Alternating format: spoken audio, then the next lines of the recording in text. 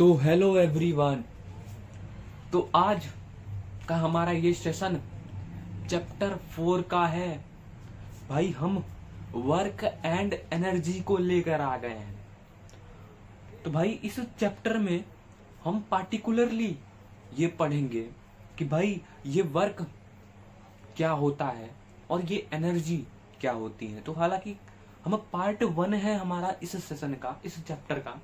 तो भाई इस चैप्टर में हमें कुछ पार्टिकुलर चीजें ही पढ़ेंगे इस पूरे चैप्टर का। उस चैप्टर के कई पार्ट होंगे तो भाई आगे वो चीजें मिलेंगी, पर आप इस चैप्टर में ये जानोगे कि भाई वर्क डन क्या होता है।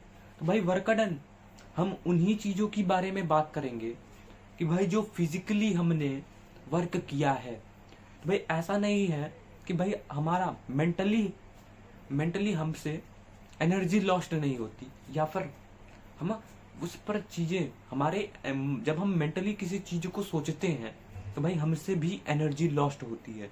तो भाई हम उन चीजों को कैलकुलेट नहीं करेंगे, हम मेनली उन चीजों को कैलकुलेट करेंगे जो फिजिकली फोर्स हमने लगाया है और फिजिकली हमने वर्क डन किया है। तो भाई फिजिकली वर्क डन किया है उसी चीजों को हम कैलकुलेट करेंगे या फिर उसके बारे में पढ़ेंगे। तो भाई एनर्जी फिजिकली जो पोजेस हुई है उसी एनर्जी के बारे में पढ़ेंगे।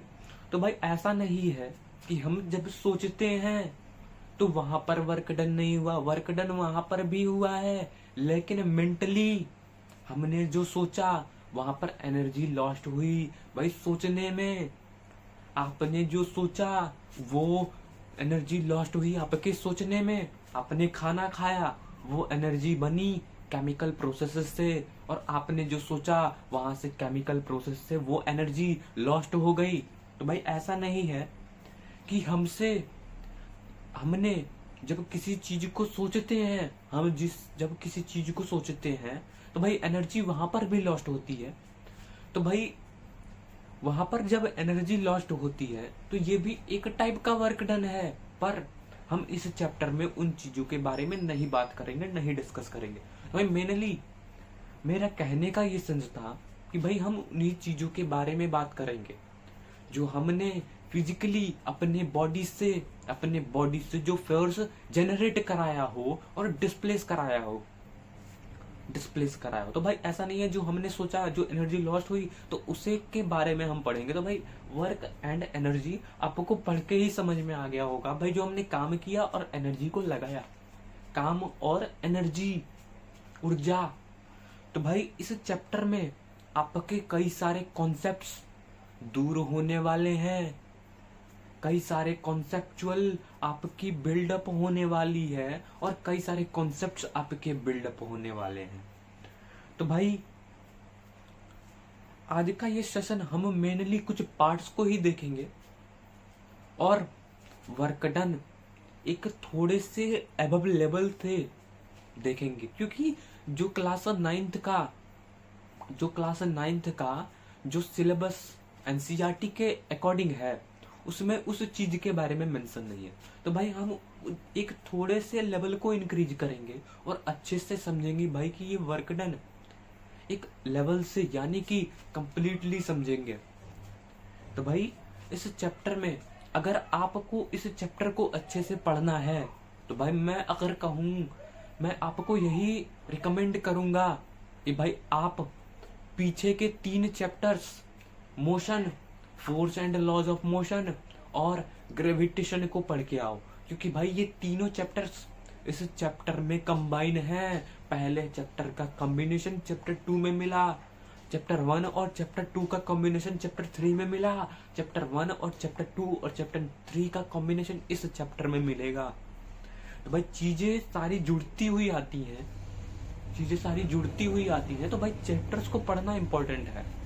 तो भाई कई सारे कॉन्सेप्ट्स आपको इस पार्टिकुलर चैप्टर में देखने को मिलेगा। तो भाई हम आज का इंट्रोडक्शन करते हैं बिना टाइम को वेस्ट किए। तो भाई आज का ये इंट्रोडक्शन है कि भाई हम आज पढ़ेंगे कि भाई वर्क डन क्या होता है, वर्क डन क्या होता है, भाई वर्क डन काम किसे कहते हैं, और वर्क डन के टाइप्स, वर्क डन के टाइप्स को पढ़ेंगे भाई, वर्क डन कितने टाइप्स के होते हैं, और कुछ न्यूमेरिकल्स करेंगे इसके ऊपर। तो भाई आप रेडी हो जाओ चीजों को समझने के लिए, क्योंकि भाई आगे की चीजें आप पूरे माइंड से कॉन्शियसली नहीं समझना, चीजों को आपको फोकसली माइंड से समझना है। तो भाई भले ही एनर्जी लॉस्ट हो, भले ही वर्क डन हो आप में, लेकिन आपको चीजें अच्छे से समझनी है।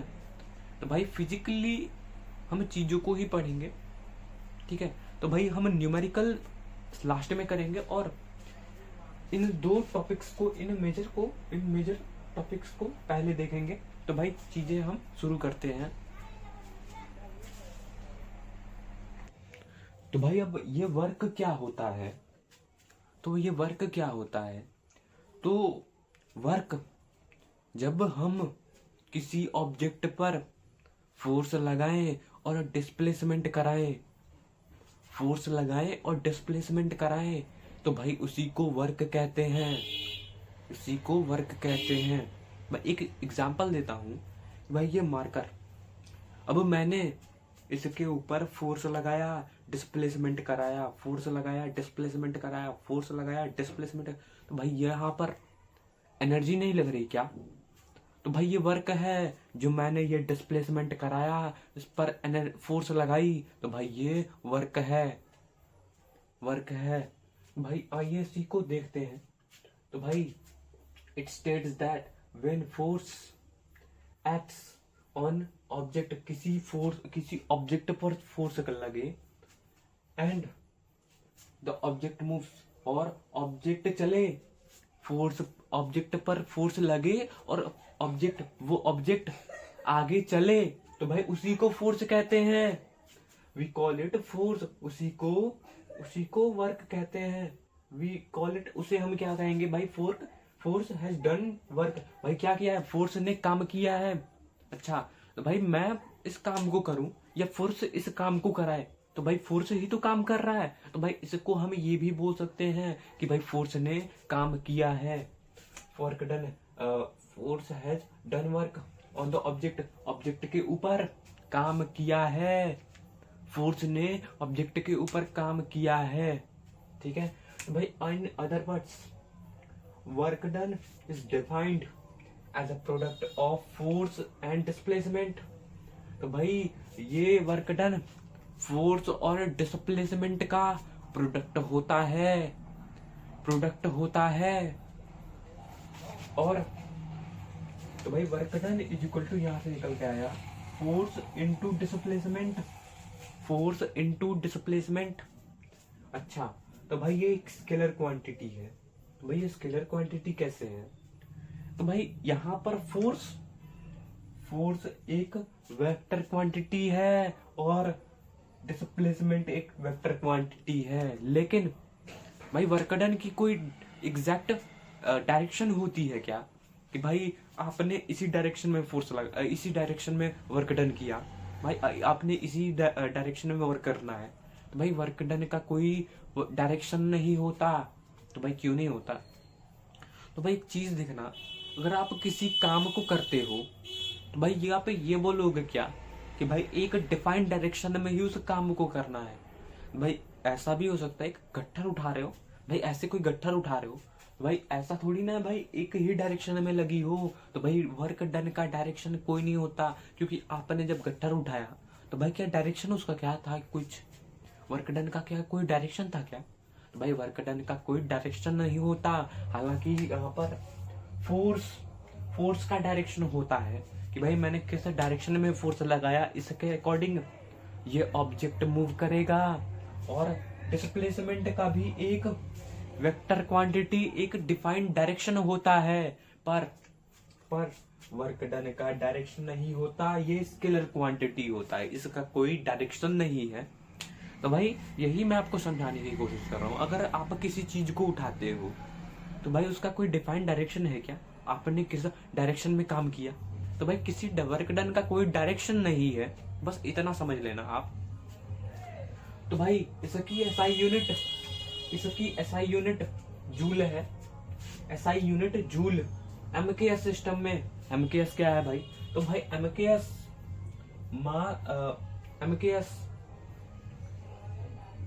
एमकेएस का मतलब होता है मास। एमकेएस किलोग्राम और सेकंड, मास किलोग्राम और सेकंड, और सीजीएस सेंटीमीटर ग्राम और सेकंड। एमकेएस का मतलब होता है मीटर, किलोग्राम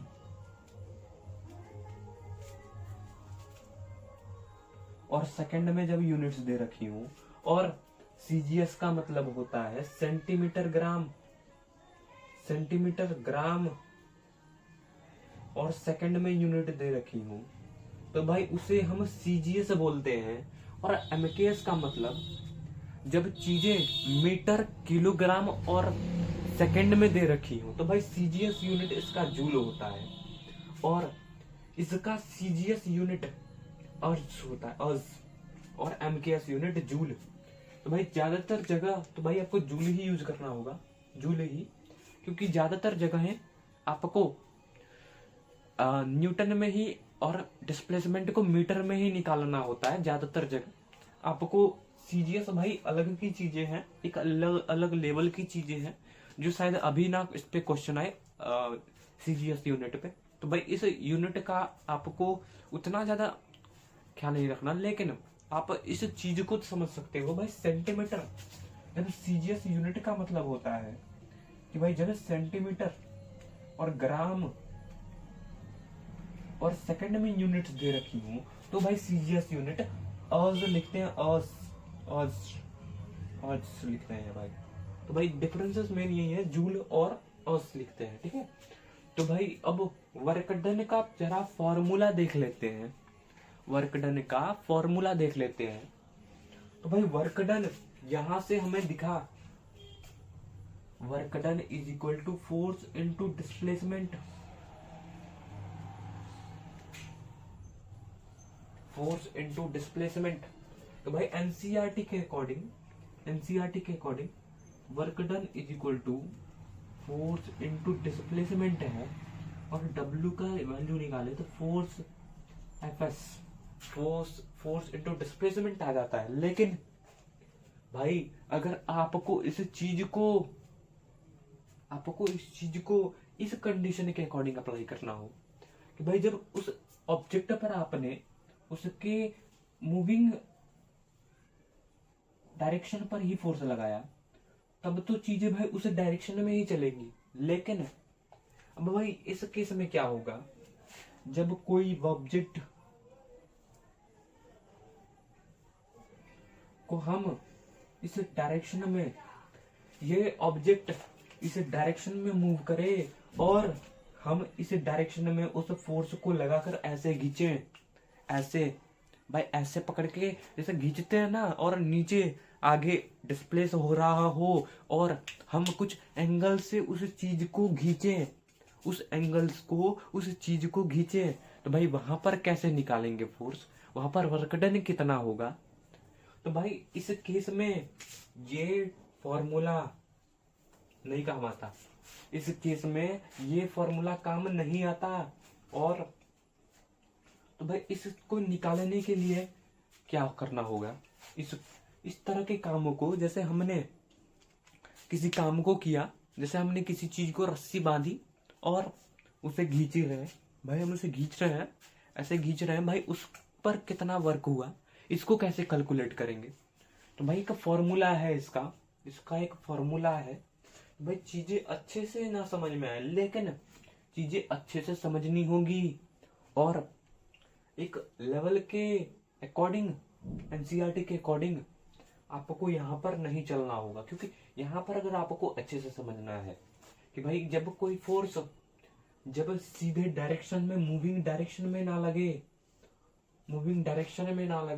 तो भाई वहां पर क्या लेंगे, तो भाई उसके लिए हम उसके लिए हम चीजों को देखेंगे, उसके डेरिवेशन यानी कि उसके फॉर्मूले को अच्छे से देखेंगे।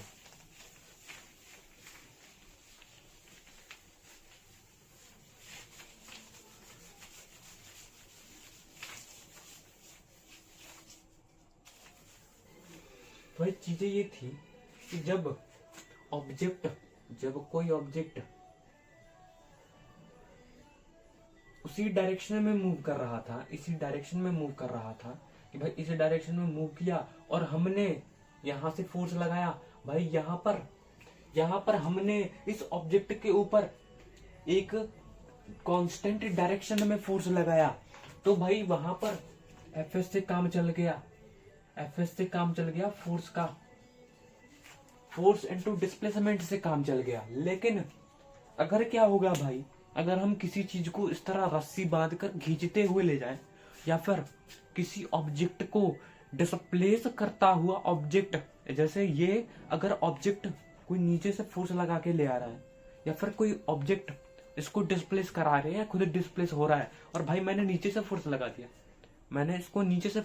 और ये डिस्प्लेस ऊपर हो रहा था, जैसे कोई और एक ऑब्जेक्ट था जो इसे ऊपर से नीचे से डिस्प्लेस करा रहा था, और भाई मैंने इसे नीचे से डिस्प्लेस करा दिया, भाई नीचे से इसके मैंने फोर्स लगा दिया, तो भाई यहाँ पर क्या होगा, तो भाई इस केसेस के लिए यहाँ पर ये वर्क डन का फॉर्मूला थोड़ा सा सही नहीं होता। तो भाई उस चीज को कैसे निकालेंगे, तो भाई चीजें देखना कि भाई समझो मैंने एक ऑब्जेक्ट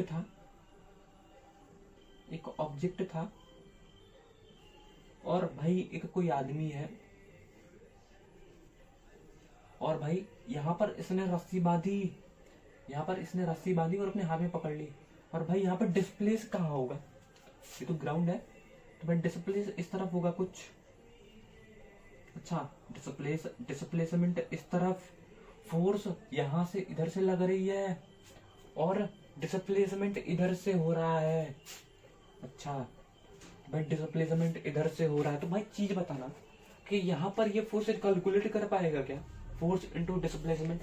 भाई यहाँ पर हमने एक कांस्टेंट मूविंग डायरेक्शन पर ही फोर्स नहीं लगाया,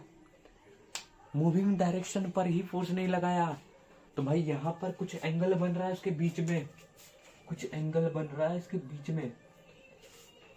तो भाई कुछ थीटा एंगल बन रहा है, तो भाई थीटा किसी भी एंगल को रिप्रेजेंट करता है, जैसे किसी का नाम हो गया गोलू मोनू, तो भाई ऐसे ही एंगल को थीटा से रिप्रेजेंट करते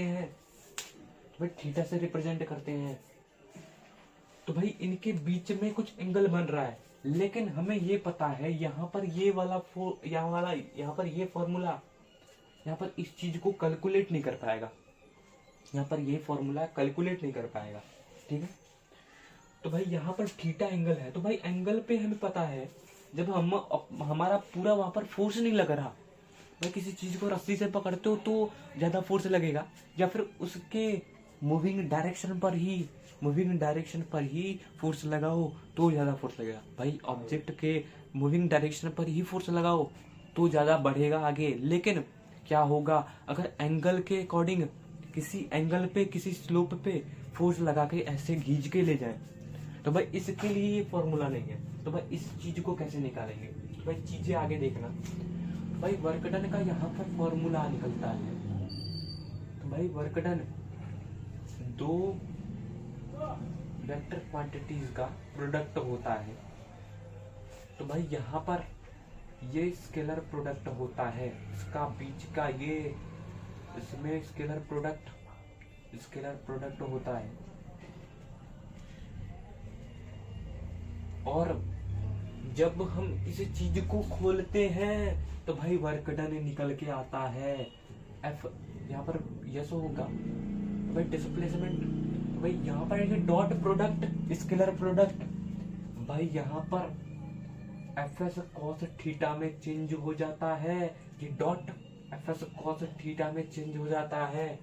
भाई अब ये थीटा क्या है, भाई एंगल क्या रखेंगे क्या, एंगल रखेंगे क्या, हाँ भाई एंगल रखेंगे, और एंगल की वैल्यू कुछ ट्रिग्नोमेट्री रेशियो। भाई ये ट्रिग्नोमेट्रिक रेशियो क्या होती है? तो भाई अभी हमें वो चीजें नहीं पढ़नी।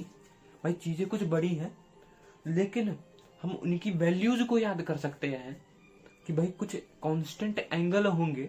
हालांकि हर एक एंगल पे क्वेश्चन नहीं आएगा, लेकिन हम कुछ वैल्यूज को याद कर लें तो भाई चीजें बन सकती है, काम बन सकता है।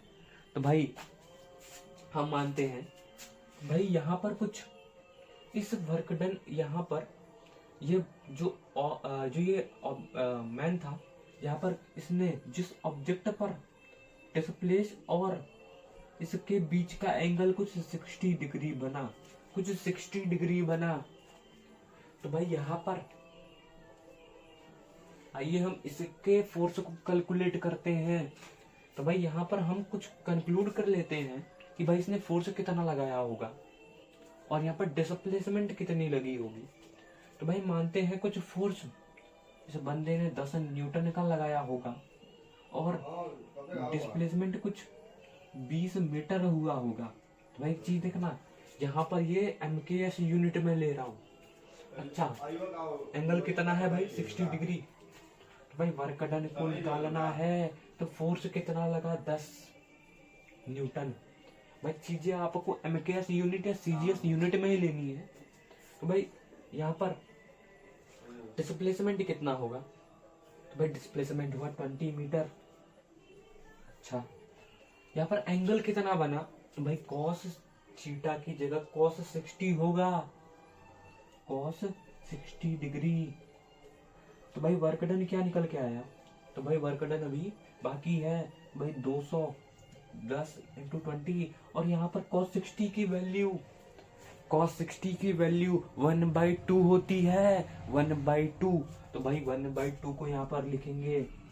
अच्छा, cos 60 की वैल्यू 1/2 होती है, 1/2। तो भाई 1/2 से निकाला तो work done is equal to आ गया 100 जूल, 100 जूल आंसर। तो भाई ये चीजें कुछ इस तरह से निकलेंगी, ये चीजें कुछ इस तरह से निकलेंगी। हालांकि जब हमारा डायरेक्शन सेम था तो भाई हमने कुछ फोर्स इनटू डिस्प्लेसमेंट से निकाला था, लेकिन जब ये चीजें कुछ इस तरह से हुई तो भाई यहाँ पर हमने यहाँ पर Fs cos थीटा को लेना होगा। तो भाई इस फॉर्मूले को स्टार मार्क कर लो, क्योंकि ये फॉर्मूला काफी जरूरी है। तो भाई Fs cos थीटा का एंगल किसी मूविंग बॉडी और अप्लाइड फोर्स, जो जिस डायरेक्शन में फोर्स अप्लाई हो रहा हो उसके बीच का एंगल cos थीटा की जगह लिखते हैं, थीटा के एंगल की जगह cos। भाई ये कांस्टेंट होता है, थीटा बस चेंज होता है। तो भाई थीटा की जगह कभी एक 0 हो सकता है, कभी आपको 30 मिल सकता है, कभी 45 मिल सकता है, कभी 60 मिल सकता है, कभी 90 मिल सकता है, कभी 180। तो भाई इन्हीं 4-5 एंगल्स में से आपको कुछ मिलेगी। हालांकि हर एंगल नहीं होगा। भाई 100 जूल निकल के आया। अच्छा भाई, तो यहाँ पर अगर Fs निकालते तो भाई Fs फोर्स इनटू डिस्प्लेसमेंट, तो भाई यहाँ पर 200 आ जाता, 200 जो कि गलत है। फोर्स है यहाँ पर 10 न्यूटन और यहाँ पर डिस्प्लेसमेंट है 20। भाई निकल के आता 200 जूल, जो गलत है। ये गलत है आंसर। भाई ये आंसर गलत है, ये सही है। 100 जूल अप्लाई होगा, cos 60 की वैल्यू 1/2। तो भाई हम आगे हर उस थीटा की वैल्यू को याद कर लेंगे, जिससे कि हमें प्रॉब्लम ना हो, जिससे कि हमें प्रॉब्लम ना हो, और हम उस क्वेश्चन को आसानी से थीटा एंगल जहां पर भी हो वहां पर इस एंगल को निकाल सके और वहां पर इस वर्क डन को यहाँ पर डिफाइन कर सके। तो भाई चीजें आपकी हर एक इसी फॉर्मूले से, एक कंप्लीट फॉर्मूला है ये। हालांकि ये पूरा कंप्लीट नहीं है, आपको यहाँ पर नोट कर सकते हो, पूरा कंप्लीट नहीं है, नॉट कंप्लीटली।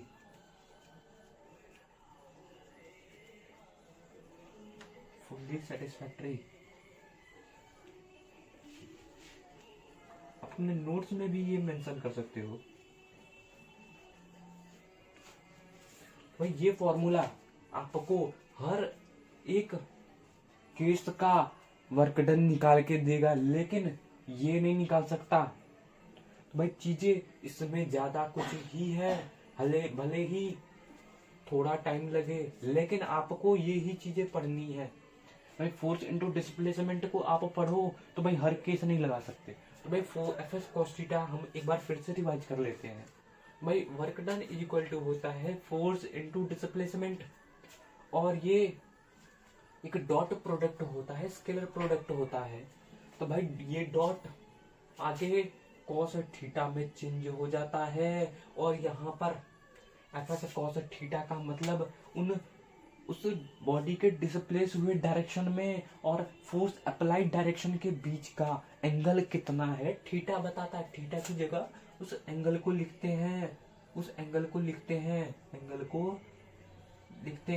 और उस एंगल की वैल्यू को कॉस, उस पार्टिकुलर जैसे कॉस 30 आया, कॉस 30 डिग्री के बीच में वो डायरेक्शन, और ये इस डायरेक्शन में मूव कर रहा था, और कुछ फोर्स इस तरह लग रही थी जो इन दोनों के बीच में 30 डिग्री का एंगल बन रहा था। तो भाई यहाँ पर कॉस थीटा की जगह बस हमें 30 प्रो यहाँ पर लिखेंगे, और कॉस 30 की वैल्यू को यहाँ पर लिखेंगे। तो भाई चीजें बस यही है, ये उतना हार्ड नहीं है, लेकिन बस ये चीजें आपको पूरी फुल्ली सेटिस्फैक्टरी नहीं बता, और ये पूरी कंप्लीटली बताएगा चीजें आपको। तो भाई आपके अकॉर्डिंग है कि भाई आप क्लास 9th के अकॉर्डिंग बस ये लेना चाहते हो, या फिर आप इस चीज के बारे में फुल्ली कंप्लीटली समझना चाहते हो, भाई ये आपके ऊपर है। तो भाई चीजें भले ही थोड़ी सी टफ तो नहीं है, लेकिन समझने में थोड़ी सी कुछ टिपिकल है। तो भाई चीजें पहली बार लगती है। भाई मैंने भी कुछ आधे घंटे की प्रैक्टिस की थी, 2 घंटे की प्रैक्टिस की थी पहले बार समझने में, लेकिन भाई आप चीजें यही सेलेक्ट करो जिससे आपका फुल्ली कॉन्सेप्ट डेवलप्ड हो सके और आप किसी भी टाइप का वर्क डन निकाल सको। तो भाई आपके ऊपर है, तो भाई चीजें आपको खुद सेलेक्ट करना है। लेकिन आगे हम कॉस थीटा यानी सारे कॉस एंगल्स की वैल्यू को देखेंगे। भाई 4-5 कुछ एंगल्स होते हैं, आपको हर एक एंगल को याद करने की जरूरत नहीं है। और भाई जो मैं बता रहा हूँ कॉस, इन सारे एंगल्स को याद करने की, तो भाई आगे आपको तो याद करने ही है, तो अभी याद कर लो।